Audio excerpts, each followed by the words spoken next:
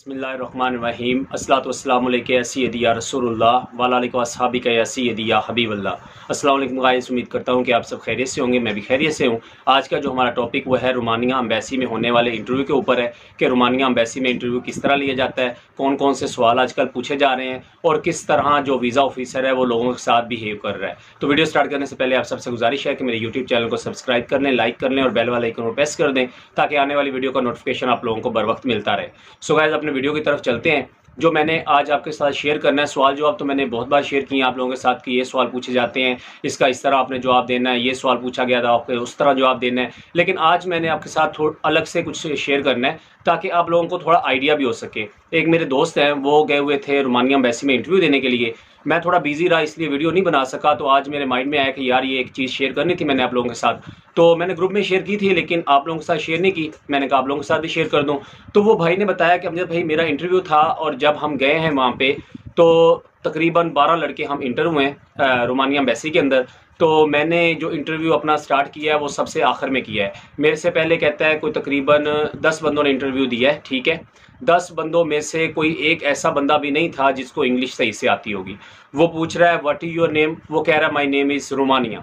वो कह रहे जी what is your father name, वो कह रहे जी my father name is Gujranwala. आप ये हिसाब लगाएं कि एक बंदा जिसको ये ही नहीं आइडिया हो रहा कि उसका नाम क्या है, उसके अब्बू का नाम क्या है, तो वो किस तरह इंटरव्यू देगा। कहता मैं बड़ा परेशान हुआ कि यार ये क्या सीन हो रहा है। वो पूछ रहा है कि व्हाट इज़ योर नेम और आगे से वो कह रहा है माई नेम इज़ रोमानिया। फिर उसने पूछा what is your father name, my father name is Gujranwala.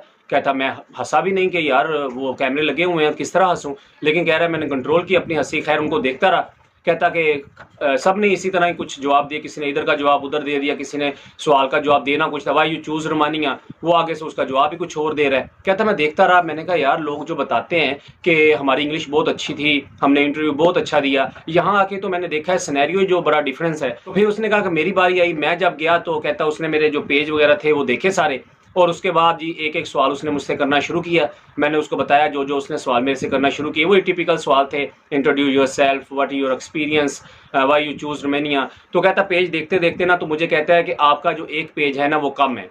जो आपकी एक लिस्ट होती है ना जो आपको आपका एजेंट या एजेंसी वाला बना के देता है कि ये आपने उनको एक रियल कापी होती है, एक उसमें फ़ोटो कापी होती है। रियल कापी वो आपको वापस कर देते हैं, फ़ोटो कापी वो रख लेते हैं, ठीक है। तो आपने गौर करना है अपने उसके ऊपर कि कौन सी कापी आप उनको दे रहे हैं। वो आपको हाजिर दिमागी भी जो है ना देख रहे होते हैं कि ये कितना भाई जो है ना हाजिर दिमाग है कि ओरिजिनल दे रहा है या फोटो कापी दे रहा है। तो आप देख लिया करो अपने डॉक्यूमेंट को।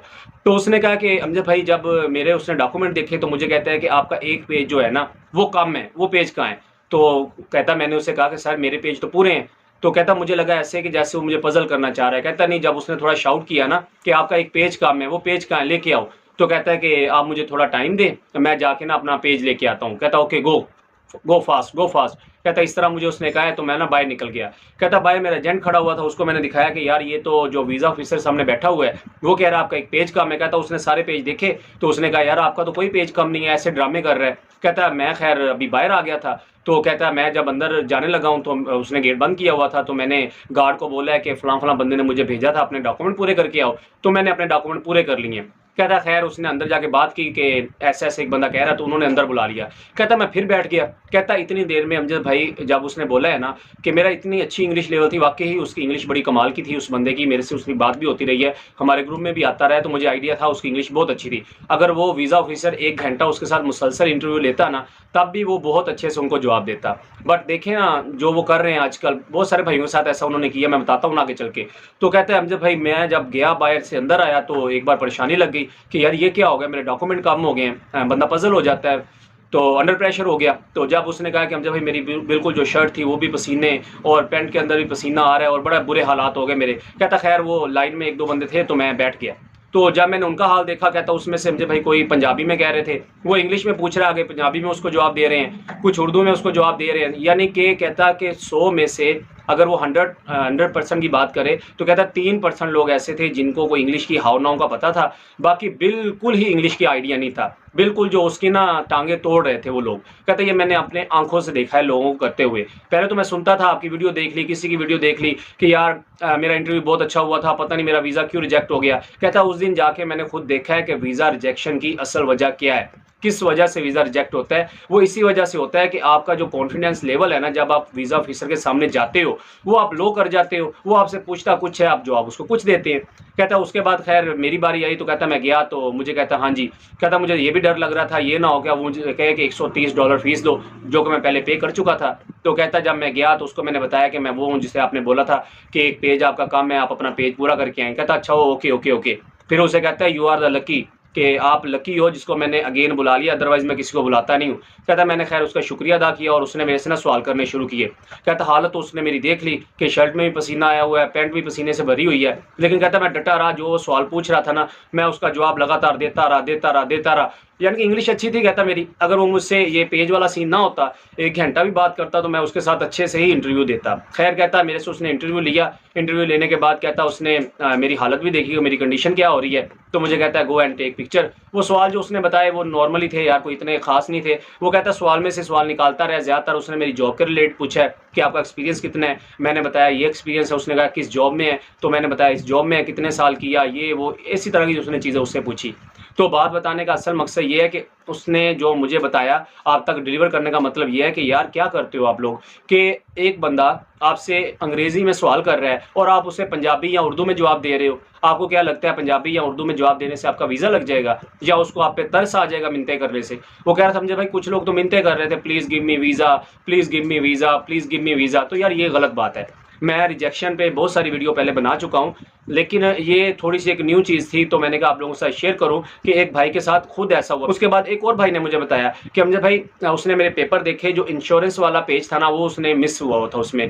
तो उसने मुझे बोला कि आपकी इंश्योरेंस नहीं हुई। तो मैंने कहा मेरी तो हो गई है। तो उसने बोला कि इसके अंदर आपका पेज नहीं है। तो कहता उसने मुझे बाहर भेजा, मैं बाहर गया, फिर मैं अंदर आया, फिर उसको मैंने बताया। खैर कहना उसने मेरे से सवाल कोई ना किया, उसने बोला गो एंड टेक पिक्चर। तो मुझे कह रहा था हमजा भाई वीज़ा लग जाएगा। मैंने कहा भाई मैं थोड़ी जानता हूँ आपका वीज़ा लगेगा कि नहीं लगेगा, ये तो अल्लाह पाक जानते हैं या वीज़ा ऑफिसर जिसने आपका वीज़ा लगाना है।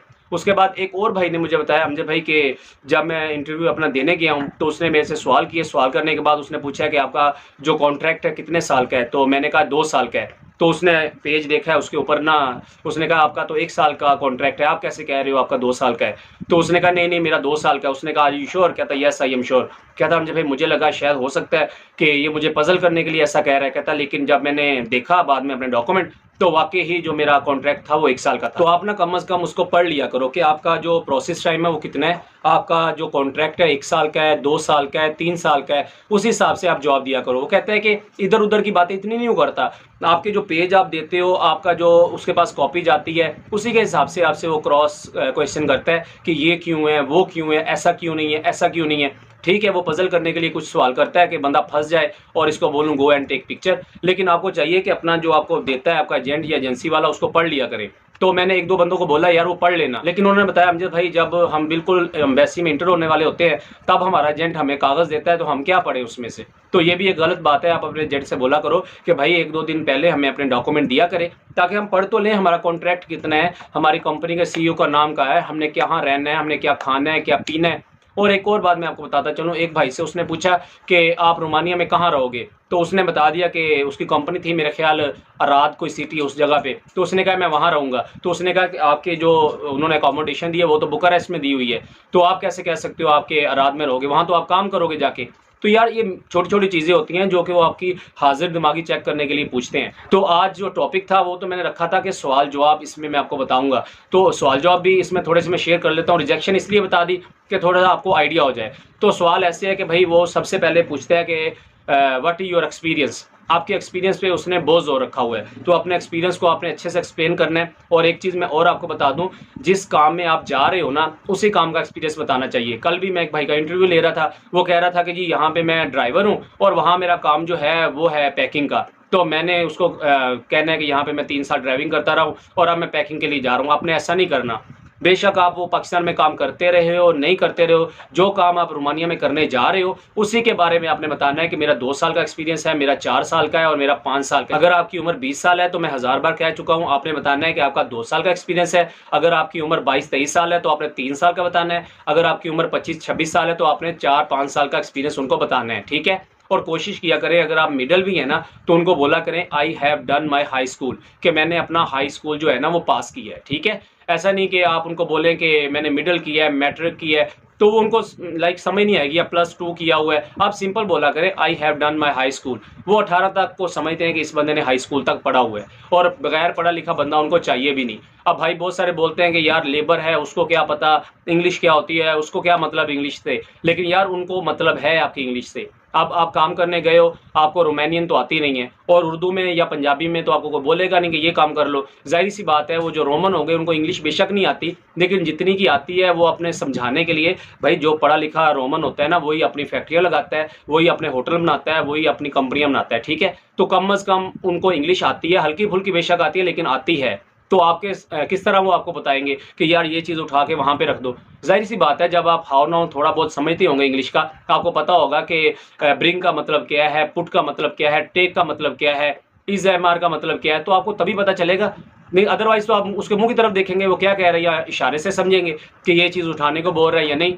तो इसलिए इंग्लिश वो कहते हैं कि ज़रूरी है आपको समझने के लिए। ऐसा नहीं है कि इंग्लिश इसलिए ज़रूरी है कि आपने वहाँ जाके अंग्रेज़ी बोलनी है, नहीं। आप जब काम पे जाएंगे आपको इतनी समझ होनी चाहिए, अक्ल होनी चाहिए कि आपका जो मालिक है, सीईओ कंपनी का है, या आपका सुपरवाइज़र है, या जो भी आपके ऊपर है, आपका सीनियर है, वो आपको कहना क्या चाह रहा है। अगर तो वो पाकिस्तान होगा तो वेल इन गुड है, अगर सपोज वो पाकिस्तानी ना हुआ तो फिर आप लोग क्या करेंगे।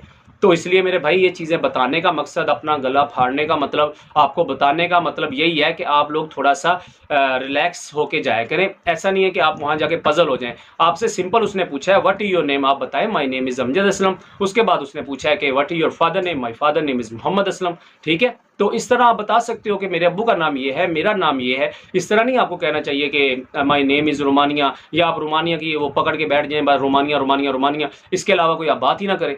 ठीक है आपने रोमानिया जाना है, हमें भी पता है। अब वो बहुत सारे इस तरह के क्वेश्चन कर रहे हैं, जब आप कहते हो कि वाई यू गोइंग रोमानिया, तो आप कहते हो I am going Romania for work, तो वो कहता है what work, what kind of work, तो कहता है काफ़ी वो शाउट भी करता है। हर बंदा उसको जब सिमिलर जवाब देता है तो वो शाउट कर रहा होता है, इवन कि वो कागज़ उठा के शीशे में फेंकता है कि ये आप क्या मुझे जवाब दे रहे हो, इसे एक्सप्लेन करो एक्सप्लेन करो एक्सप्लेन करो। यानी कि वो कुछ प्रेशर आप पे डालता है, कुछ आप उसे सेटिस्फाई नहीं करते। और एक और चीज़ मुझे पता चली, उसने कहा मुझे भाई अगर वो आपसे 1 या 2 सवाल कर रहा है ना, इसका मतलब ये नहीं है कि आप वो सेटिस्फाई है। वो 1-2 सवाल में जज कर लेता है कि बंदा कितने पानी में है। अगर उसे लगता है कि बंदा ठीक है, मेरी बात को समझ रहा है, तब वो आपके साथ अपना सर खपाता है। अगर उसे पता चल जाए कि बंदा भाई बस पूरा सुरा ही है, तो उसके बाद वो आपके साथ इतना अपना सर मगज़ खपाई नहीं करता है। तो आज की वीडियो का मकसद तो यही था कि आपको मैं बता सकूँ कि रोमानिया एम्बेसी में जब आप जाएंगे तो क्या करना चाहिए, क्या नहीं करना चाहिए। होप सो आपको समझ आ गई होगी मेरी वीडियो की कि मैं क्या बताना चाह रहा हूँ। वीडियो अच्छी लगी तो आगे शेयर कीजिएगा, ताकि ऐसे मेरे भाई जिन्होंने भी इंटरव्यू देना है उनका काफ़ी फ़ायदा हो जाएगा। इंशाल्लाह आपसे मिलते हैं नेक्स्ट वीडियो में। अपना बहुत सारा ख्याल रखिएगा।